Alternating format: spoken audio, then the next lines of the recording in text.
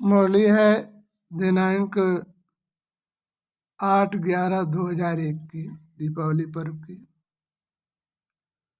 विश्व रचयिता धैर्यवान बच्चों को देख रहे हैं। धैर्य की स्मृति से युगों की कहानी बनी हुई है। परमात्मा और बच्चों में 5000 वर्ष पूर्व मिलने की यादगार बनी हुई है। कभी कभी बच्चे अति खुशी में आकर बच्चों के बच्चे शिकार बन जाते हैं। परस्पर एक दूसरों के भोगों का पश्चाताप करने लगते हैं। उन सभी से छुटकारा के लिए अंत में बच्चों के पास हमें आना पड़ता है। परमात्मा कभी किन्हीं बच्चों से निर्माण का कार्य कराते हैं तो किन्हीं बच्चों से स्थापना का कार्य पूरा कराते हैं। स्थापना कराने वाले बच्चों का रिजल्ट अलग अलग नुदा हुआ होता है। किन्हीं का पाठ समाप्ति की तरफ है तो किन्हीं का प्रारंभ अवस्था पर है। हर पाठधारी अपने पाठ का स्वरूप पेश करते हैं। जिस पाठधारी का जिस प्रकार का पाठ होगा उसी प्रकार से परमात्मा का ही स्नेह होगा।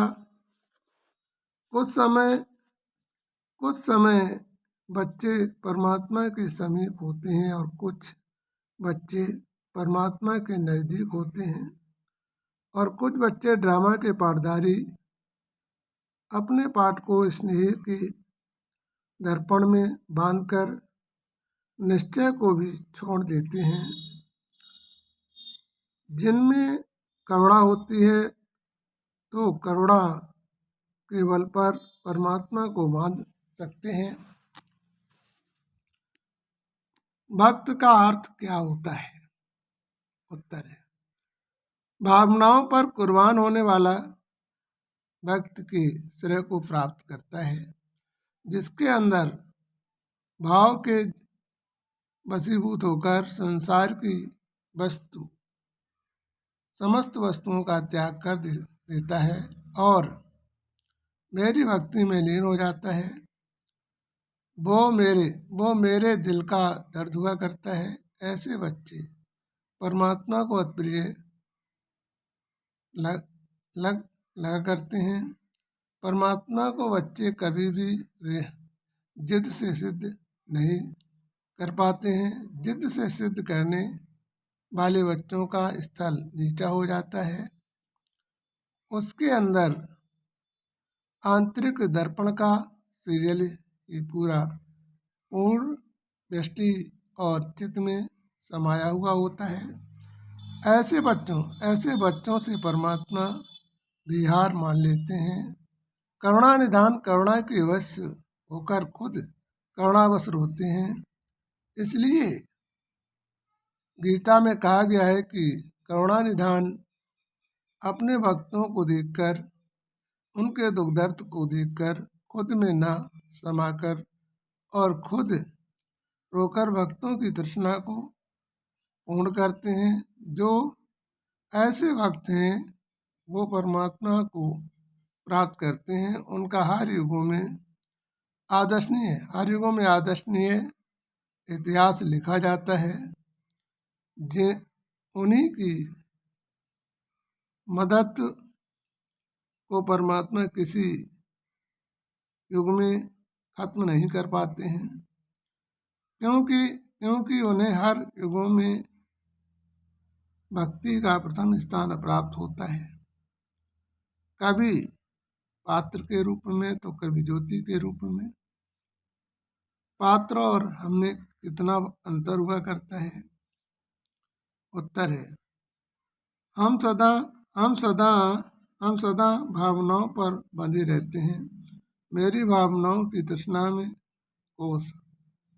कोसाकर करने के लिए भक्तों को संपूर्ण खुशी और आदर्श में रखने के लिए एकमात्र काम हुआ करता है। जो हमारा पात्र हुआ करता है वो संसार की समस्त वस्तुओं के गले का हार हुआ करता है। उसकी उसकी करुणा जिस प्रकार की जितनी होती है उसी अनुसार उसके प्रति कार्य करता है।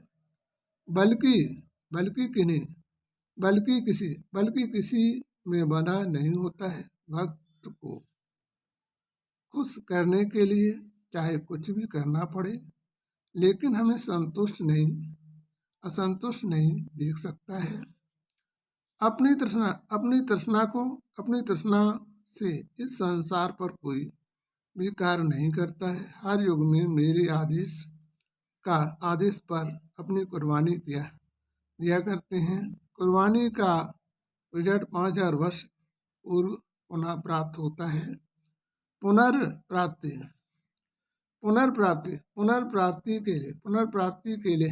के समय जितने भी हीरो पाठधारी होते हैं समस्त समय अनुसार इकट्ठे होते हैं, बल्कि वो अपने आप को भूल जाते हैं। किन्हीं कारणवश अपने श्राप का भी भोग करना पड़ता है। यदि वो यदि वो बच्चे चाहें तो वो श्रेय को शिकार नहीं बन सकते हैं, लेकिन अपनी मर्यादाओं का न टूटने दें। नाना प्रकार के षड्यंत्र रचाए जा करते हैं, जिससे संसार का प्राणी ये न समझे कि ये आत्मा नाटक रंगमंचशाला पर है।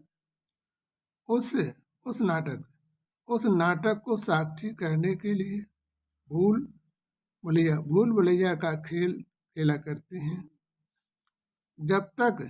जब उनका समस्त परिवार इकट्ठा होता है तब पाठ का सीरियल तीव्र गति से प्रारंभ हो जाता है। महाविनाश की ज्वाला घनघोर भूकंप तरह की आवाजों से समस्त गृह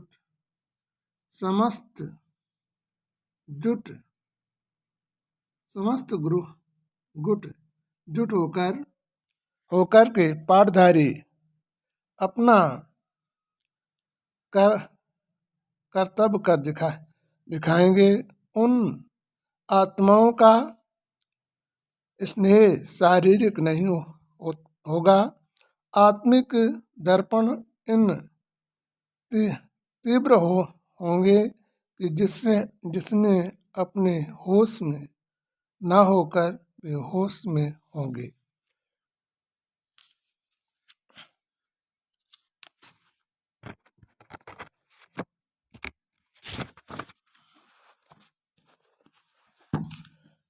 इन्हें अच्छे बुरे का एहसास नहीं होगा।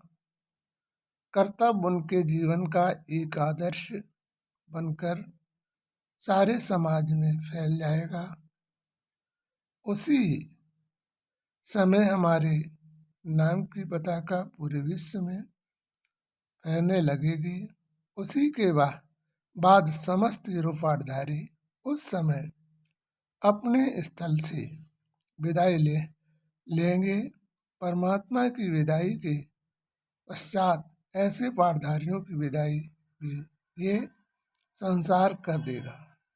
खुशी अपनी विदाई लेकर परम धाम में जाकर सगाई करेंगे। कुछ समय पश्चात सतयुगी दुनिया में पुनर्अवतरित होंगे। यही क्रम संसार की विदाई का चलता रहता है। संसार में ना कोई किसी के नजदीक है और ना कोई किसी के से दूर है।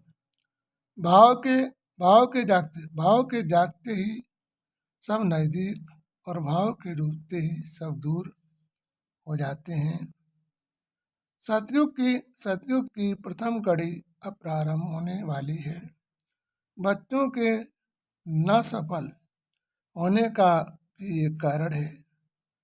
जिन बच्चों को कार्य मिला है 5000 वर्ष पूर्व की कहानी है, उन्होंने इस कार्य के लिए बहुत तपस्या की थी, लेकिन तपस्या करने में उनका न भाव कभी शुद्ध नहीं रहा। आज वही कारण है। आज आज भी आज भी आज भी मन का भाव कि परमात्मा से हमारी तृष्णा दूर न हो जाए, कहीं यज्ञ में मेरा आस्तिक यज्ञ में मेरा स्तुति गिर न जाए। इसी भाव में अपने पथ को पूरा नहीं कर पा रहे हैं और पात्र पर दोषारोपण किया करते हैं। पात्र को यदि मैंने संपूर्ण अधिकार दिए होते तो अब तक कोई भी कार्य अधूरा नहीं रहा होता है। ये कर्तव्य पर निर्भर होता है, बल्कि पात्र किसी भी पाठधारी को अपमान का दर्जा नहीं दिखाना चाहते हैं। धर्म भी रहे और कर्म भी रहे, देश व समाज की लाज भी रहे, लेकिन आत्माएं कुछ और सोच लेते हैं। दोषी को भी निर्दोषी की लिस्ट में बांध दिया करते हैं, जब कि पात्र मेरे निर्देश के बगैर कोई भी कदम नहीं उठाता है। मेरा निर्देश मिलने पर चाहे उसका सम्मान हो या अपमान हो, उसकी परवाह कभी नहीं करते। हमें खुश रखने में अपने जीवन के हर पल को निछावर करते हैं। यदि कहीं मेरे कर्तव्य करने में दोषी बनता है तो उस दोष का पश्चाताप किया करते हैं। जो प्राणी स्वयं अपने आप को दंड दे सकता है, तो उसका न्याय कमजोर कहाँ रहेगा। खुद जल के तब जलाना सिखाते हैं। समा पर फिदा होकर पतंगों में के साथ जल जाया करते हैं। कभी हमारी परम भक्ति का द्वितीय स्थान को प्राप्त होता है, लेकिन संसार में परम भक्ति द्वितीय स्थान को प्राप्त होती है। संसार में सर्वश्रेष्ठ भक्ति द्वितीय स्थान के हुआ करती है। सतोप्रधान दुनिया की स्थापना प्रथम पुरुष द्वारा हुई, लेकिन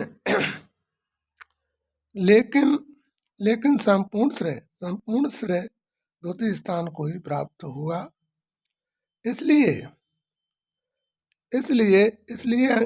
इसलिए ये दोनों आत्माएं समान दर्जे पर गिनी जाती हैं। इनमें कभी भी किसी प्रकार का विवाद नहीं होता है। सदा एक दूसरों पर फिदा रहते हैं। हर कार्य सहयोग के रूप में पूरा किया जाता है। एक दूसरों का अपमान न समझकर पूरा किया करते हैं। किसी भी मर्यादाओं को गिरने नहीं देते हैं। कभी भी ये आत्माएं अपना परिचय दर्पण में नहीं दिखाती हैं। सदा किसी के दर्पण में अपनी पहचान का ऐनक नहीं लगने देती हैं। यदि लग भी जाता है तो भ्रम में डाल देते हैं। कहीं वो संसार में मानव के रूप में ना समझकर देवताओं के रूप में समझ बैठे। इसलिए नादानी का नाटक इस समाज में फैलाकर दिखा देते हैं, क्योंकि क्योंकि कहीं परमात्मा के नाम का आदर्श कहीं कम न हो जाए। इसलिए मेरे कार्य करते रहते हैं, लेकिन पूर्वोत्तर समय की आत्माएं उनको भ्रम में नहीं डाल पाती हैं और खुद ही भ्रम में फंस जाती हैं। उन आत्माओं पर कोई असर नहीं होता है, उन पर आदमानव का फेरा नहीं चलता है। वह हर फेरे को काट देते हैं।